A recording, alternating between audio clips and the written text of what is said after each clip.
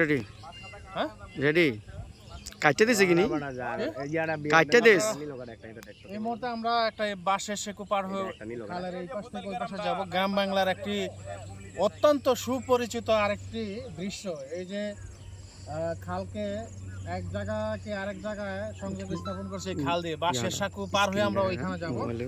খুব সুন্দর একটি গ্রাম বাংলার খুব সুন্দর ঐতিহ্যবাহী একটি সাঁকু।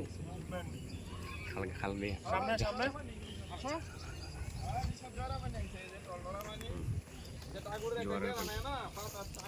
ওই যে রিপন সুন্দর আরেকটি ঐতিহ্যবাহী, এটা কি বলে, মাছের চাই, খরা খরা মাছের খরা। মাছের খরা দিয়ে এই যে খালগুলো ভরাট হয়ে যাওয়া খালগুলো, কিন্তু দিন দিন দুঃখের বিষয় গ্রাম বাংলার ঐতিহ্যগত এই যে খাল, এই খালগুলো একের পর এক ভরাট হয়ে যাচ্ছে। তাই এই খালগুলোকে, ভরাট হয়ে যাওয়া খালগুলোকে, অপরিচ্ছন্ন খালগুলোকে সংস্কার করে প্রশাসনের প্রতি বিনীতভাবে অনুরোধ করব যাতে এই খালগুলোকে সংস্কার করে এরকম পরিবেশ তৈরি করে দেওয়া হয়।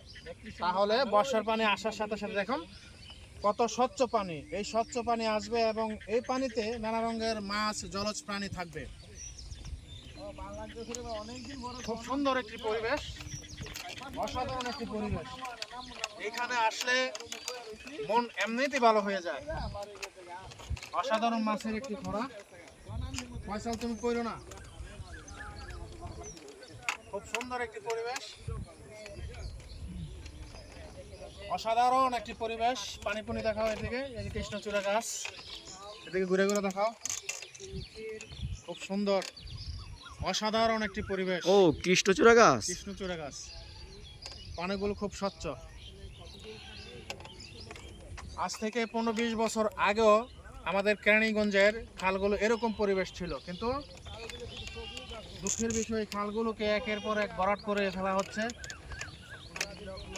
বিভিন্ন ধরনের আবর্জনা ফেলে খালগুলোকে নষ্ট করা হচ্ছে।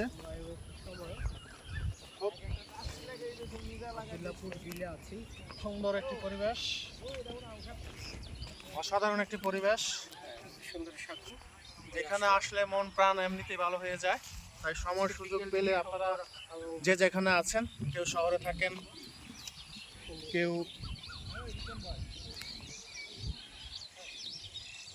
বিভিন্ন জায়গায় থাকেন, এরকম প্রকৃতির কাছাকাছি চলে আসবেন, কিছুটা সময় অতিবাহিত করবেন, তাহলে মন প্রাণ দুটোই ভালো হয়ে যাবে। এটা মাছের কি বলে, খরা খরা, মাছের খরা। গ্রাম বাংলার ঐতিহ্য কিন্তু মাছের খরা। সুন্দর একটি পরিবেশ। আর এটা হচ্ছে আমাদের একমাত্র গ্রাম যেটাকে পোথাইল বলে। এখানে সংখ্যাগরিষ্ঠ হিন্দু সম্প্রদায়ের বসবাস। অনেক আগে থেকে, 300-400 বছর আগে থেকে তারা এখানে বসতি স্থাপন করে এখনো পর্যন্ত শান্তিপূর্ণভাবে তারা বসবাস করে আসছে। তো যে যেখান থেকে আমাদের এই প্রকৃতির ভিডিওটি দেখলেন, যদি ভালো লেগে থাকে তাহলে শেয়ার করে সবাইকে দেখার সুযোগ করে দেবেন। তো যে যেখানে আছেন ভালো থাকেন, সুস্থ থাকেন। আবারও দেখা হবে, আবারও কথা হবে অন্য কোনো ভিডিওতে। আল্লাহ হাফেজ।